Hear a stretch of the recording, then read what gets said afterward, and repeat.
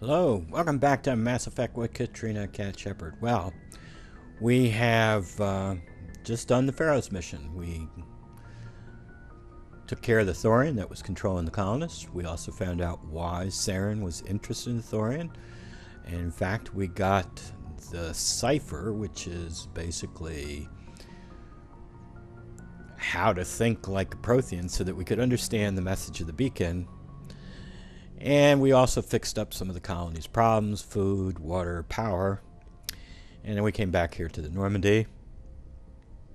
And we're now going to go around and talk to the crew. Unfortunately, according to Liara, the message from the beacon we found was incomplete. The beacon was damaged. Probably by Shepard, who blew the bloody thing up. And so there's a missing piece to the puzzle still, and Liara claims that perhaps Saren has that missing piece of the puzzle. Maybe he got another beacon.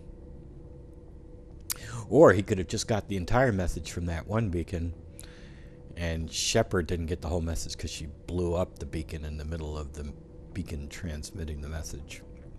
I don't know, but we still don't have what we need to find the conduit, and we still haven't found Saren. So we're kind of like not doing too well. We found Liara in the squat. We came to Feros, and we figured out how to interpret the message of the beacon, but it turns out the beacon doesn't have what we need. The message from that beacon doesn't have what we need, so we're just still floundering around. Still haven't found Saren. Still don't know where the conduit is. We're just kind of stuck. But we're going to talk to the crew. Hello, Garrus. Hello, Commander. Good to see you. You've been with CSEC a while. Have you seen much action? Well, not as much as you, but yeah, I've seen some interesting things. I bet you have. Anything in particular that stands out? I remember this Solarian geneticist I was sent to investigate. That case was a bit disturbing. What happened? Why were you investigating him? I was tasked with tracking black market trade on the Citadel. Most of it harmless, nothing I needed to pursue. But during the course of my investigation, I noticed an increase in the trade of body parts, organs mostly. We usually get a few of those, but not the numbers I was seeing. We weren't sure if there was a new black market lab or if some freak was harvesting organs from citizens. You've seen this before on the Citadel? Every so often, some lab sells unwanted parts through the black market, but they're not as bad as the psychos. I remember this one L-Corps diplomat we caught in my first year on the job. He was hacking people up and selling their organs, had the station in a bit of a panic. But this case wasn't that clear-cut. Turns out there was more going on than we first realized. So how did you figure out what was happening? First, we got a hold of a sample and ran DNA tests. The weird thing was, the match led us to a Turian who was still alive and was very convinced he'd never lost his liver. After a bit of digging, I discovered this Turian worked briefly for Dr. Salion, the geneticist. So I went to his lab hoping to find evidence of cloned organ development, but there was nothing. No Solarian hearts, no Turian livers, not one Krogan testicle. You're kidding, right? Why would anyone want Krogan testicles? Some Krogan believe that testicle transplants can increase their virility, counteract the effects of the genophage. It doesn't work, but that doesn't stop them from buying. They'll pay up to 10,000 credits each. That's 40,000 for a full set. Somebody's making a killing out there. Moreland. Moreland's making a killing. What'd you do about the geneticist? I brought in some of his employees for interrogation, to see if I could get them to talk. While I was interviewing one of them, I came across something suspicious. You mean threatening? Was that really necessary?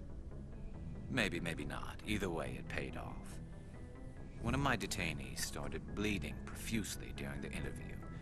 We offered to patch him up, and he got frantic, freaked out. I ordered a full exam to find out what was going on. Our medics found incisions all over his body, some of them fresh. That was our big break. These people weren't just Dr. Salion's employees. They were test tubes. Walking, living test tubes. He was growing parts inside these people? Exactly. He cloned their organs right inside their own bodies. Then he harvested them and sold them off. Most of the victims were poor. He'd pay them each a small percentage of the sales, but only if the organs were good. Sometimes an organ wouldn't grow properly, so he'd just leave it in them. Most of them were a mess, but only on the inside, hidden so nobody could see it. I hope he got what he deserved. That's the worst part. We never caught him. Why not? What the hell happened? He ran, blew his lab, grabbed some of his employees, and headed for the nearest space dock. By the time I found out, his ship was already leaving. He threatened to kill his hostages if we tried to stop him. But you went after him anyway, right? I ordered Citadel Defense to shoot him down, but CSEC headquarters countermanded my order. They were worried about the hostages, worried about civilian casualties if the ship was destroyed so close to the Citadel. I told them those hostages were dead anyway. He just used them to make more organs, but they wouldn't listen. Yeah, and you don't give a rip about... This guy's a terrible cop. It's like, okay, there's a robbery going on and in the house next door to me, so let's drop a nuke on it to stop him. The hell with you, Garrus? It's not worth the risk. You pursue the vessel and disable it. That's the best choice. They sent the military after him, but he got away just the same. Yes, they did. I went to Palin and told him what I thought of him and his policies. He said if I didn't like it, I could quit. Well, I almost did.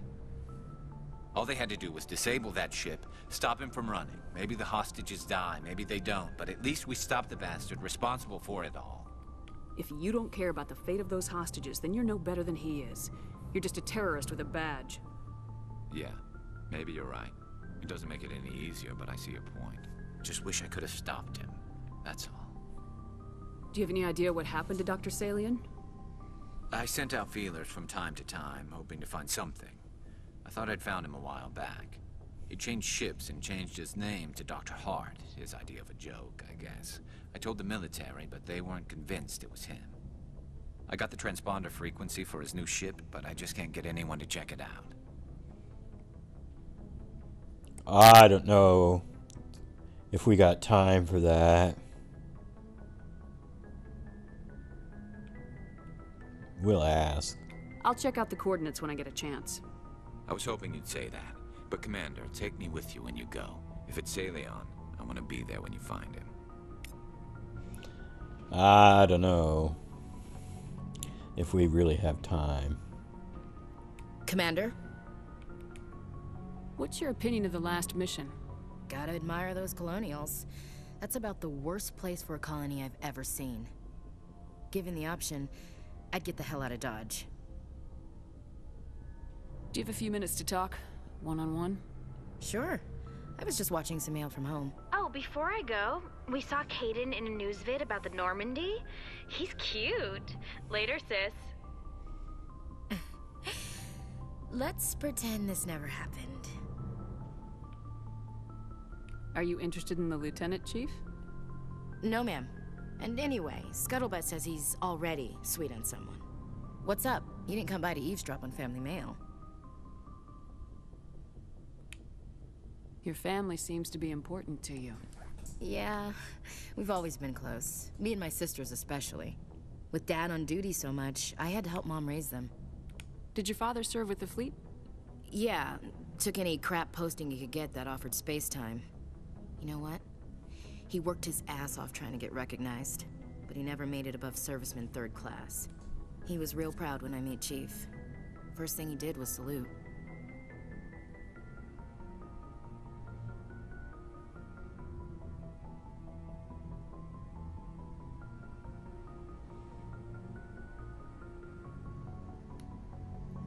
I don't understand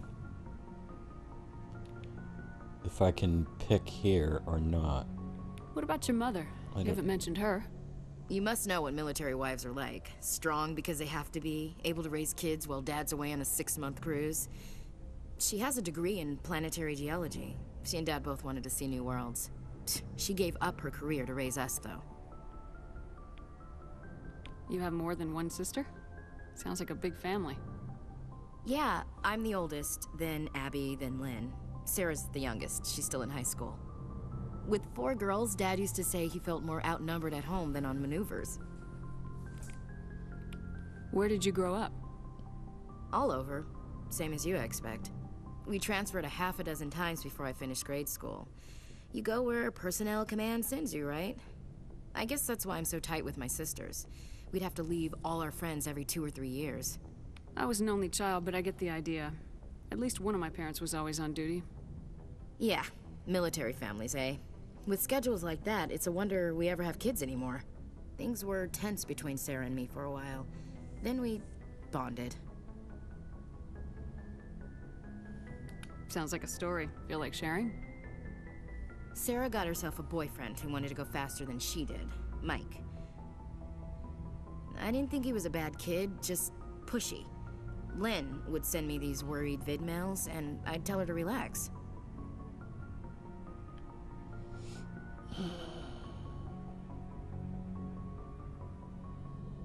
If he really liked her, he wouldn't be pushy.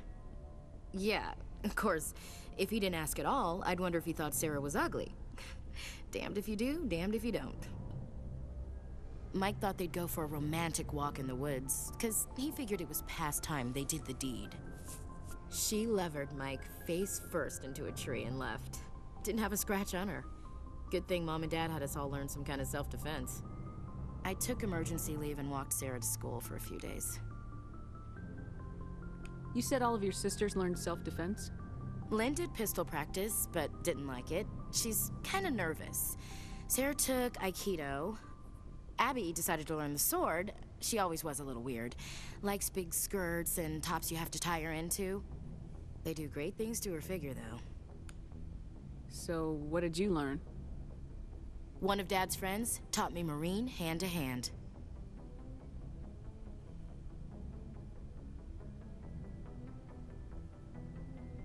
Did anything happen while you were home? My last day out, Mike was waiting for us. Sarah had told her friends, so everyone at school knew what he did. He wasn't happy.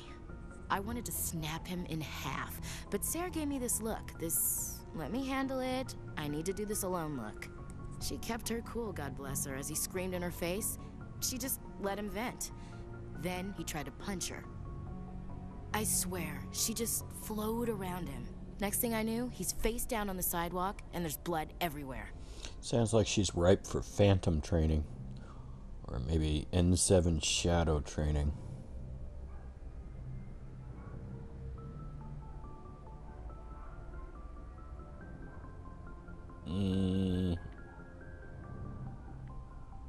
That's unbelievable. Sarah must be as good as you. Better. I'm more or less a straight-up puncher.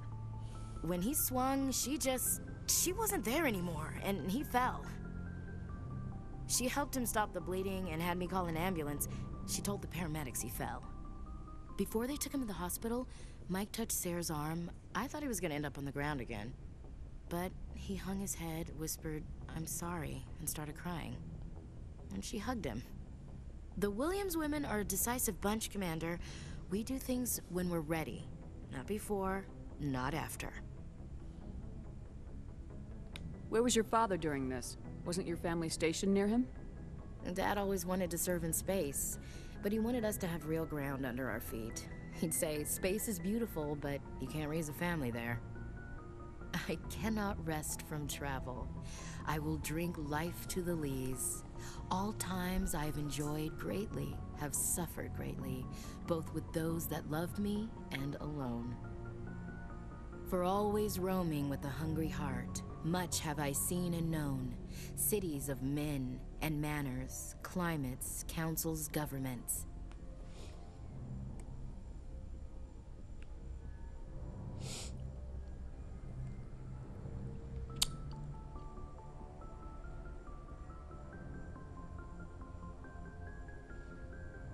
I didn't know you liked classical literature. Ulysses was my dad's favorite poem. Every time he shipped out, he recorded me reading it. He had a dozen versions when he retired.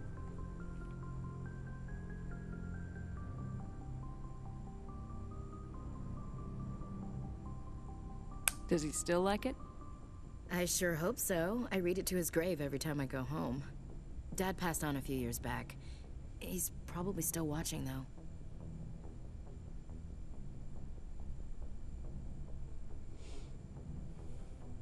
I thought you said he was dead. You know, from heaven, wherever that is. That's not a problem with you, is it? That I believe in God?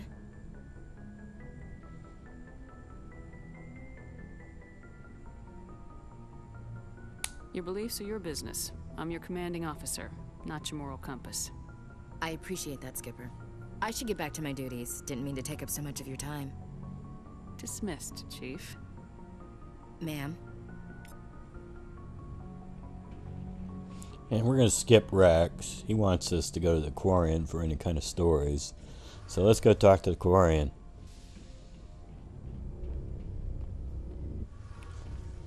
So, I put a noisemaker in your cabin. You feeling better now?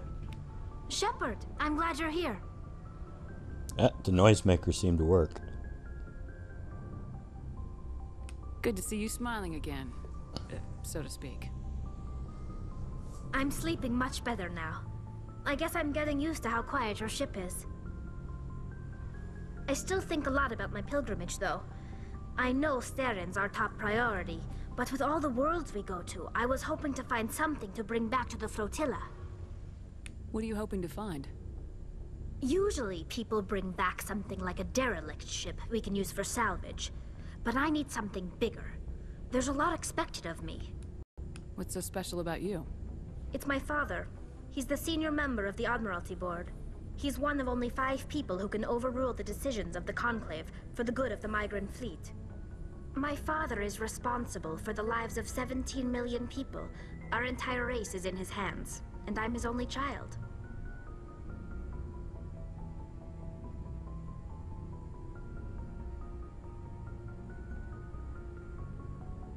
Why didn't you tell me this before? I guess I'm just tired of people judging me because of who my father is. Everyone's waiting for me to do something great on my pilgrimage. Something that will forever change our lives for the better. If I don't, it's like I failed, and that reflects badly on both me and my father.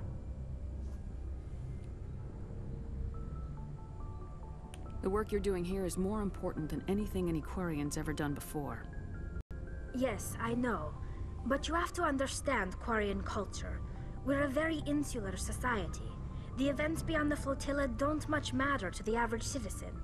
Our greatest dream is that one day we'll return to our homeworld and drive out the Geth.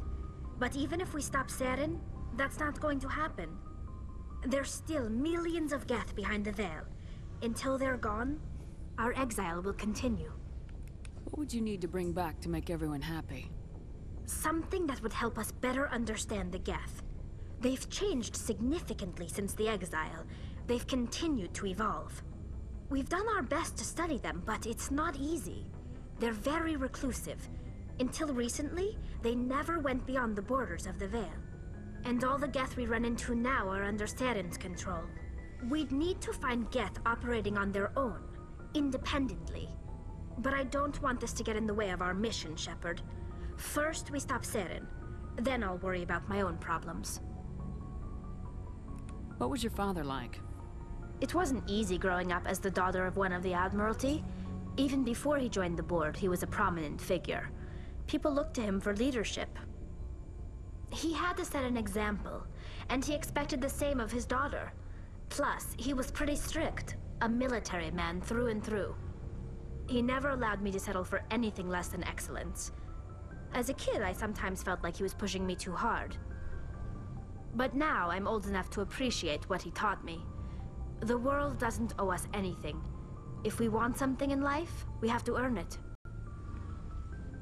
Where was your mother in all this? Mother was around, but she always seemed to kind of blend into the background. Almost like she was overshadowed by my father. He tends to do that to people. She passed on about 5 years ago. Some airborne virus that swept through the fleet. Happens sometimes when the filters start to break down. I think my father took it pretty hard. After she was gone, he became even more focused on his work. I think that was his way of dealing with the grief. Sounds like a tough upbringing. You don't resent your father at all? Like I said, it wasn't easy. My father's not the kind of person you bond with, and he wasn't around all that much. Too busy. People counted on him, and he took his duties seriously. Even when he was around, he always seemed a bit distant, like his mind was always somewhere else. Come to think of it, I can't ever remember seeing him smile. Not once. It's like he was always weighed down by all that responsibility. I mean, I know he cares about me, but he never really showed it, not in the usual way. I guess the best thing I can say about my father is that I respect him. Have you ever seen any other Quarians smile? Seriously, Tally. I mean, have you seen them frown? Have you seen them with any facial gestures at all? You realize you guys all wear helmets. I want to talk about something else. Like what? I should go. See you later. See you later. Alright, well, we still have Kaidan, Liara, and we need to get a line from Joker as well. But we'll do that in the next episode, and then I'm not sure. I think we're going to head out to the Armstrong cluster, even though Tally says I need Geth that are independent of Saren, but we never do find any Geth that are independent of Saren. All the Geths that are working out beyond the Veil apparently are heretics. And in fact, we know from that Geth terminal that we hacked that those Geth out in the Armstrong cluster are related to these Geth here that were on Feros. So I don't think we're ever going to find any independent ones, but apparently that doesn't matter to Tally. Shouldn't care. Alright, but that's enough for this episode. Until next time, have a nice day.